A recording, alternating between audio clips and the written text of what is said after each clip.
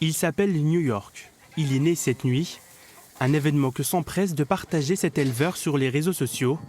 Une manière pour lui de raconter son quotidien. Nous, dans notre métier, on n'a pas le temps de rencontrer tous les consommateurs. J'aimerais bien m'arrêter, prendre un café, les rencontrer, échanger avec eux. Et le souci, c'est qu'on fait déjà plus de 70 heures par semaine et on n'a pas le temps de faire ça. Alors sur les réseaux sociaux, ça prend pas longtemps, 5 secondes, on met une photo et tout de suite on a des réactions, quoi. L'allaitement, la récolte sont aussi des moments appréciés par les 600 personnes qui le suivent sur sa page Facebook. Récemment, Jérôme Cornemillot a ouvert ce point de vente sur sa ferme.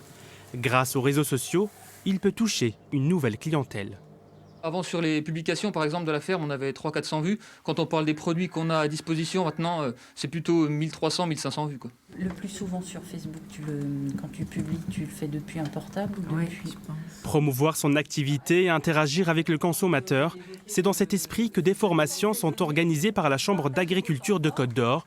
Aujourd'hui, ils sont une dizaine à s'initier ou à se perfectionner dans l'utilisation de Facebook. Jusque-là, je m'en suis très bien passée, sauf que je me rends bien compte que voilà, pour accueillir des personnes sur mon exploitation agricole, c'est incontournable en fait. Moi, j'ai envie de donner une bonne image de mon métier, une image vraie, hein, mais une bonne image, parce que c'est un métier très très complet et puis très polyvalent. Ne pas avoir peur de s'exposer publiquement, car aujourd'hui, les agriculteurs veulent maîtriser leur communication, surtout dans un contexte de défiance envers la profession.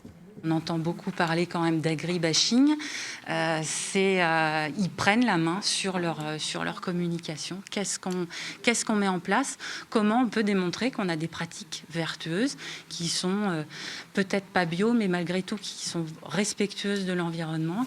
Selon une récente étude, les agriculteurs font partie des métiers les plus connectés. 2 sur 3 sont présents sur les réseaux sociaux.